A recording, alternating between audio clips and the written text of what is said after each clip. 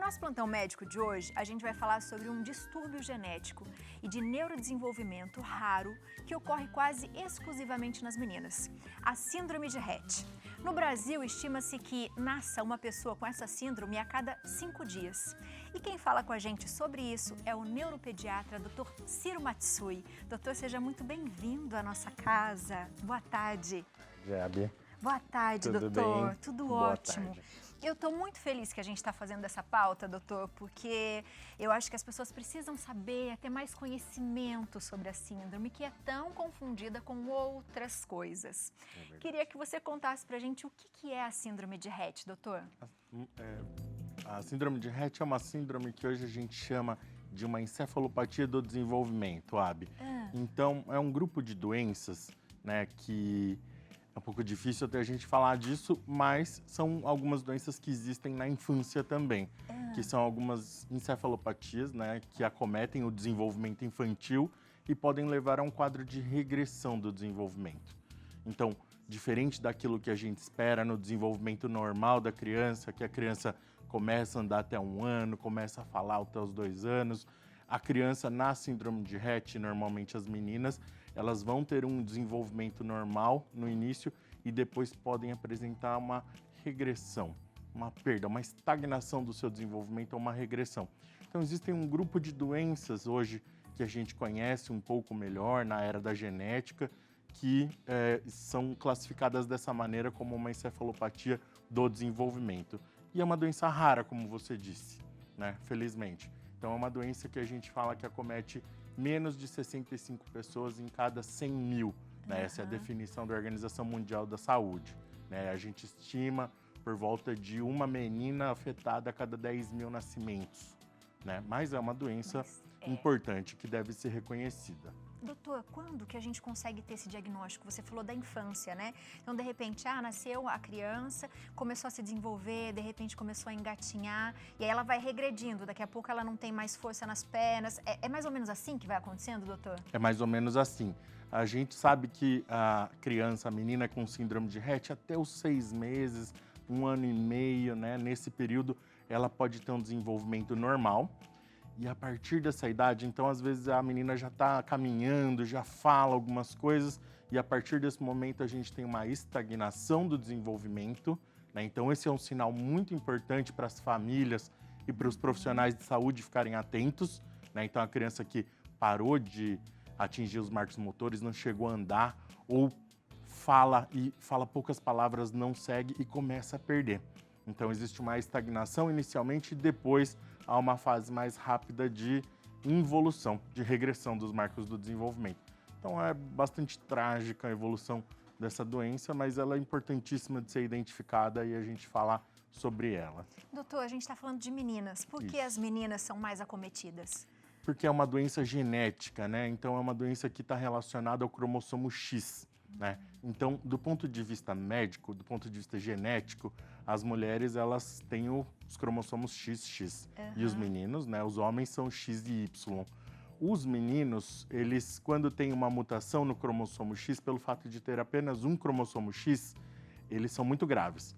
Muitas vezes a gestação não vai nem até o final, ou são quadros extremamente graves que a criança tem alguma complicação e nem se faz o diagnóstico.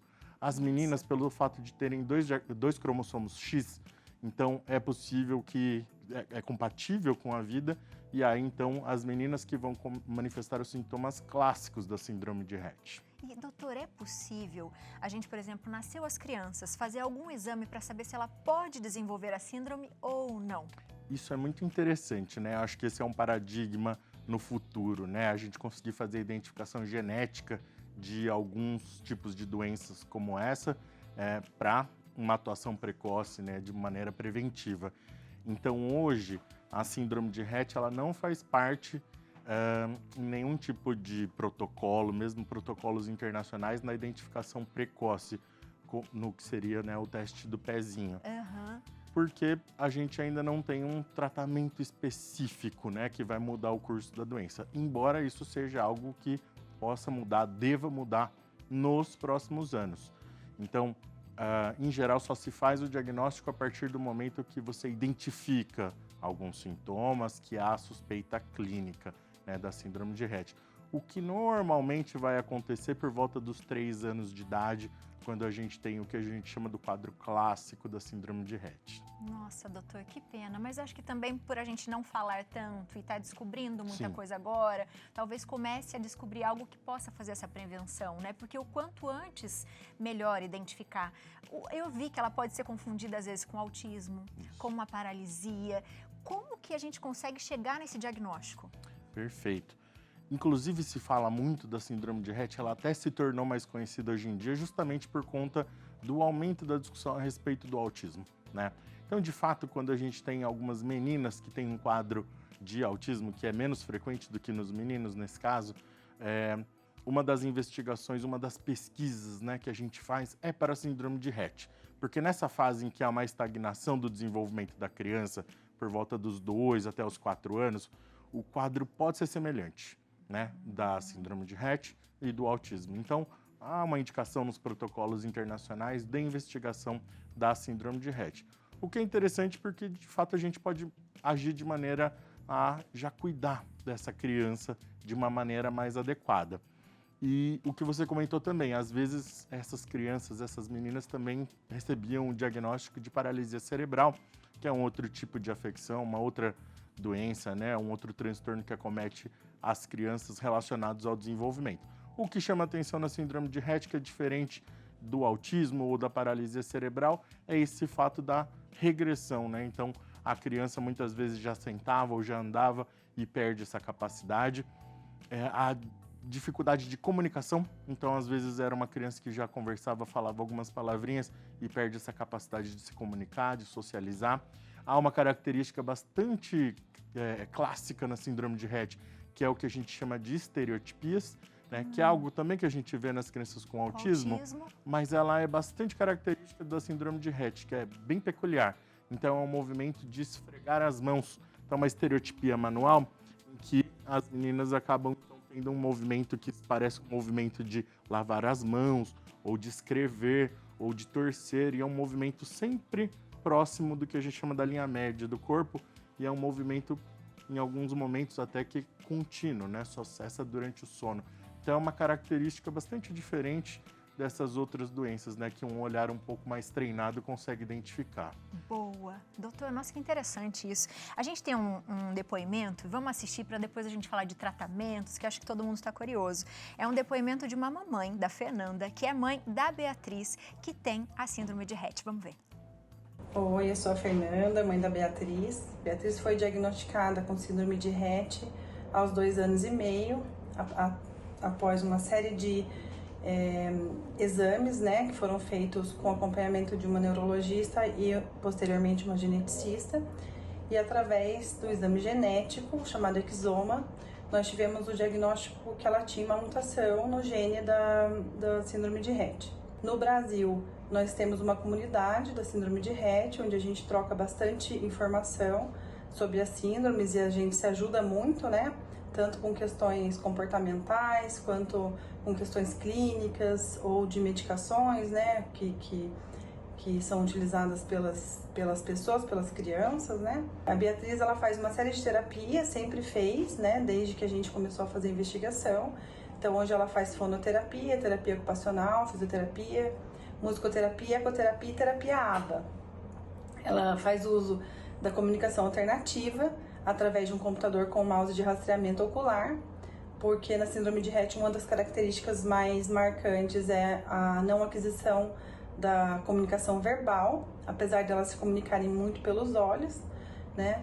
E a Beatriz, por ter uma questão motora comprometida, ela também faz uso de um andador para poder se locomover.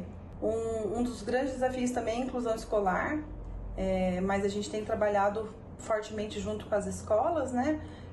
Nas escolas que a Beatriz já passou. E o mais importante é sempre pensar que o diagnóstico ele é importante para a gente conhecer a síndrome e saber onde atuar nas questões clínicas e também nas questões terapêuticas. Mas a Beatriz é uma criança que tem uma vida normal, ela frequenta escola, ela tem os colegas dela, ela faz as atividades que as outras crianças fazem, tem seus gostos, suas preferências, né? E tem também uma dedicação muito grande com as terapias e com tudo que é proposto para que ela possa se desenvolver a cada dia mais. É isso. Um beijo para você, Fernanda. Que incrível, doutor. Quando a gente tem o conhecimento mesmo, a gente consegue solucionar. Ela faz múltiplas terapias, né? E eu acho que isso é muito importante para os pais ficarem atentos. E ela tem essa parte sociável, que a gente sabe que é tão difícil, que é essa inclusão. Como que a gente trata uma criança assim para ser um adulto também? Sem dúvida. Acho que uma coisa interessante do depoimento, né, Abi, é a mãe comentar a necessidade e a importância do diagnóstico, né, para a gente conhecer. A gente que lida com esse tipo de doença rara, doenças genéticas, sabe que é muito angustiante. Muitas vezes a gente vê um filho, uma filha, tendo algum comprometimento desse tipo. Então, querendo ou não, o diagnóstico, ele não deixa de ser um alívio. Por mais que seja um diagnóstico duro, difícil, é importante a gente conseguir dar uma perspectiva para essa família, né? Olha, é uma doença que funciona dessa maneira, há uma regressão, mas nós podemos cuidar dessa criança, ela vai crescer, isso tem uma vida normal. Dentro do possível para ela pode e deve ter uma vida normal, né? Então, o diagnóstico em si, eu acho que é uma coisa interessante, né? Hoje ele é feito por meio de um exame genético, pode ser tanto o exoma quanto um exame específico para pesquisa da mutação, né, para a síndrome de Rett, né, que é um gene que se chama MECP2. E feito esse diagnóstico, a gente fala, né, consegue explicar para a família como é o curso, porque depois dessa fase inicial que é mais difícil, a gente tem uma fase de estabilidade. Então, e até de uma melhora. Então, esse processo de reabilitação é extremamente importante para que a criança volte a ter algum tipo de comunicação social, volte a ter um ganho dos movimentos e até da marcha, né? Porque é algo que é comprometido no primeiro momento da doença. Então, há uma fase que tem uma estabilidade, né? É uma fase também que a gente tem alguns desafios, porque muitas das crianças com síndrome de Rett têm também epilepsia, né? Então, crises convulsivas, mas é possível controlar, é possível que elas tenham uma vida estável e consigam até evoluir. Então, do ponto de vista dos cuidados, é extremamente importante a gente olhar para o sono dessa criança que pode estar alterado, tomar alguns cuidados para que não hajam complicações. Então, a gente manter essa criança bem. Até porque, né, a gente fala, né, hoje em dia, nessa perspectiva de novos tratamentos, né, como a gente fala de uma doença genética, hoje a gente já tem alguns tratamentos direcionados para esses genes, né? Então, existem algumas doenças que já têm um tratamento específico para aquela mutação, para aquela alteração genética de alguns pacientes. E isso está sendo pesquisado na síndrome de Rett. Então, tem diversos tipos de mecanismos de atuação dessas medicações genéticas, por assim dizer, que estão sendo estudados para o Rett, né? Então, são algumas medicações que vão alterar ali o splicing, né? Os mecanismos do DNA, outras que vão inserir um gene saudável que funciona de maneira adequada. Então, há uma boa perspectiva para um futuro próximo, como a gente já tem como realidade para algumas outras doenças genéticas de caráter semelhante. Que demais, doutor. Tem uma perguntinha do WhatsApp. Coloca pra gente, da dona Ariete. Boa tarde, Abiane e doutor. Essa síndrome de Rett que afeta as meninas seria parecida com a síndrome do X-frágil ou X-frágil que afeta os meninos, doutor? É X ou é X? A gente pode falar X-frágil mesmo, Abi. Então, Ariete, em alguma medida sim, né? Assim como, por exemplo, nos meninos que têm um diagnóstico de autismo, a gente faz a pesquisa do X-frágil, que é uma síndrome que leva a um atraso intelectual, muitas vezes ao quadro de autismo também. A síndrome de Rett é a que é mais comum nas meninas. Então, quando a gente fala de meninos, a gente vai olhar para o X-frágil. Quando a gente fala de meninas, a gente vai olhar para o Rett. O que difere um pouquinho é esse caráter inicial na síndrome de Rett de regressão. Então, ela é um pouco mais grave, né?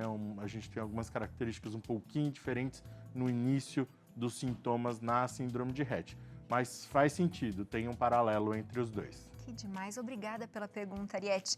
Doutor, eu gostaria muito que o senhor voltasse, primeiro porque é um assunto que a gente precisa ter mais conhecimento.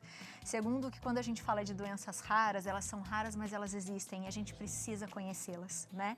E eu acho que isso é de suma importância. A gente sabe que não existe uma cura, mas existem tratamentos, formas de se ter uma boa qualidade de vida, de você entender o seu filho, a sua filha. E ela falou uma coisa bonita, que ela se comunica pelo olhar.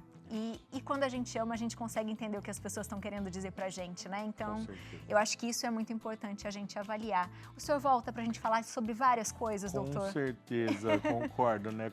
Todo cuidado que a gente pode dar para essas famílias, para esses pacientes, é um bem enorme que a gente faz. Então, qualquer melhora da qualidade de vida, o que a gente conseguir promover de melhoria é um enorme ganho. A gente fica muito satisfeito, as famílias também. Então é muito importante a gente tomar consciência disso, com certeza. Obrigada. Gostou, doutor, do bate-papo? Eu que agradeço, eu adorei, foi muito bom. Agradeço pela participação, Abi. Seja bem-vindo à nossa Obrigado. casa, viu? Você de casa, tem alguma dúvida, pode mandar mensagem pro doutor, segue o doutor na internet, @doutordr. Ciro Matsui, tá aparecendo tudo para você aí na tela. Doutor, obrigada mais uma vez. Obrigado, viu? boa tarde. Boa tarde também. Que demais, né? É tão bonito quando a gente encontra as pessoas que têm tanto conhecimento para passar pra gente, né? Você aí de casa, não esquece, comece a observar bastante o seu filho, né? Observe, nasceu, vai dando uma olhadinha. Tudo que a gente observa e vê que está de repente diferente, é necessário a gente dar uma pesquisada para melhor qualidade de vida de todo mundo, não é?